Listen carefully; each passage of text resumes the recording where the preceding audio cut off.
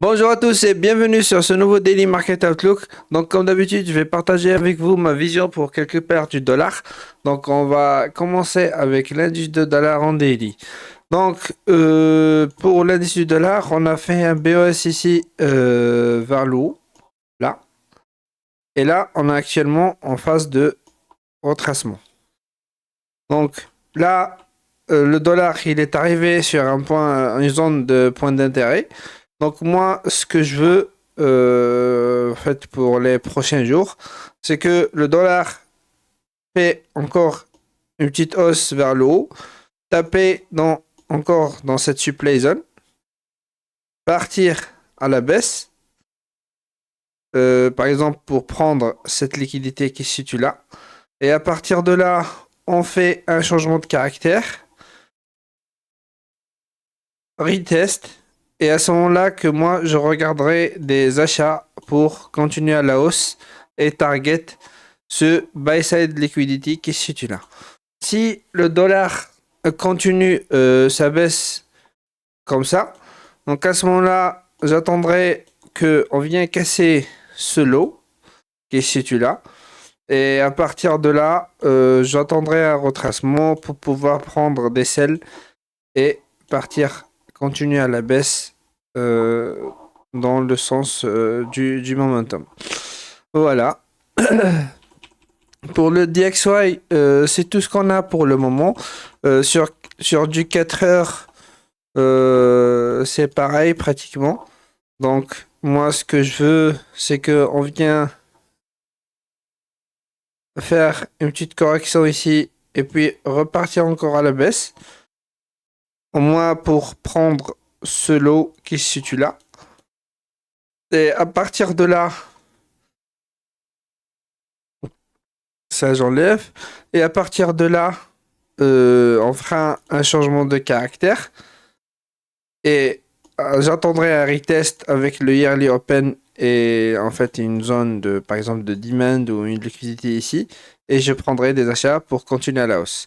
Sinon, si ça continue à baisser à shop jusqu'à casser ce lot, à ce moment-là, je regarderai pour des sells une fois le retournement fait. Voilà pour le DXY. On attend et on regarde ce qui va se passer avec la guerre qui se passe ici, actuellement en Iran. Donc actuellement, le dollar il est en train de réagir. En fait, si en fait, s'il y a les tensions qui baissent, le dollar il est en train de baisser. Si les tensions montent encore, on verra que le dollar il va monter encore. Donc c'est pour ça, si la guerre se termine en Iran, donc je pense que le dollar il va casser ce lot et à partir de là on pourra chercher des sells. Si on passe sur EURUSD en daily, donc en daily qu'est-ce qu'on voit? C'est que on a notre BES ici vers le bas, là, notre swing high il se situe là et notre swing low il se situe là. Actuellement le momentum il est à la hausse. Moi, ce que je veux voir sur EURUSD, c'est qu'on fait un petit retracement ici, par exemple, peut-être dans cette demand zone, dans cette mèche, et à partir de là, on continue à la hausse pour prendre, par exemple, cette liquidité, et à partir de là, j'attendrai un changement de caractère, et puis on scelle dans le retracement là, et on target ce daily week low qui se situe là. Donc, sinon, si ça continue avec ce momentum à la hausse,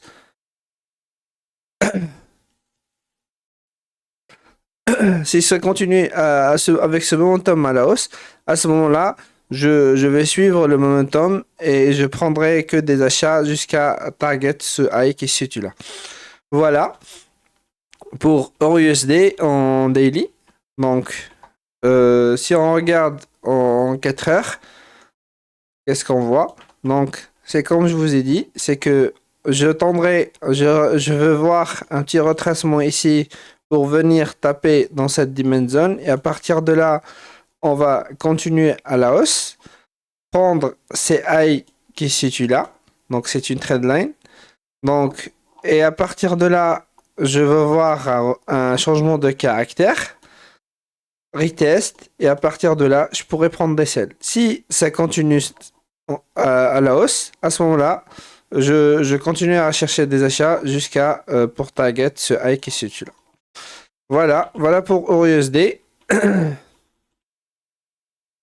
Donc, si on passe sur GBPUSD, donc sur le daily, sur le GBPUSD, on est haussier. Et actuellement, on a fait un retracement jusqu'à la zone OTE. On a pris cette liquidité et cette liquidité aussi. Et on a fait un changement de caractère. Actuellement, on a cette dimension zone qui est en contrôle. Donc, moi, ce que je veux voir, c'est qu'on vient retracer, par exemple, prendre cette liquidité. Et à partir de là, j'attendrai un changement de caractère en 4 heures, retest, et puis on part à la hausse pour target ce daily week high. Voilà. Si on passe en 4 heures, donc on le voit mieux. Donc, moi, ce que je veux voir sur GPUSD, c'est qu'on retrace ici dans, par exemple, si on trace FIBO de là à là pour cette leg. Donc, moi, je veux bien voir le GPUSD retracé dans cette zone, en fait, dans les 0,5 de FIB. Prendre, par exemple, cette liquidité, il y a des equal low qui se situent là. Faire un changement de caractère. Et à partir de là, dans le retest, je vais prendre des achats pour target le daily, en fait, le daily swing high qui se situe là. Voilà pour GPUSD. En fait, on va suivre les technical. Donc, d'un point de vue technique, on est haussier, donc on cherche des achats. Si, en fait, pour une raison ou une autre, on vient casser ce low, donc à ce moment-là, j'attendrai un retest pour pouvoir chercher des ventes. Donc, ça dépend comment le dollar va se comporter. Si on passe maintenant sur le AUDUSD, pardon. Donc, AUDUSD, donc on est baissier. Actuellement, on a retracé dans la zone premium, mais on n'a aucun signe d'un retournement. Donc le momentum actuellement, il est à la hausse. Donc si on vient, par exemple, casser ce low, à ce moment-là, j'attendrai un retest avec le weekly open et à partir de là, je me chercherai des ailes. Sinon, peut-être qu'on peut faire ça comme ça. Et puis un, un changement de caractère, retest, et puis on cherchera des selles pour partir à la baisse. Donc si ça continue à la hausse et qu'on vient casser ce high, à ce moment-là, j'attendrai un retracement pour prendre les liquidités, changement de caractère, et je chercherai des achats pour partir à la hausse. Donc c'est tout ce que j'ai. Actuellement, d'un point de vue technique, donc le plus probable, en fait, là où on a plus de chances en fait, de gagner un trade, c'est que on cherche des sells. Parce que actuellement, en fait, le swing en 4 heures et en daily, normalement, si je me trompe pas, non, en 4 heures, il est baissier. Donc le plus probable pour nous, c'est qu'en fait, on attend un changement de caractère pour partir à la baisse. Si on vient à ce moment-là casser ce high, on attendra un changement de caractère, enfin un retracement, retest en fait, des 0,5 de FIB. Et à partir de là, on pourra partir à l'achat. Donc, c'est tout ce que j'ai pour AUDUSD. Si on passe sur un ZDUSD, donc là, un ZDUSD d'un point de vue daily. Donc, Si on passe en monthly, comment on voit les choses? Ouais.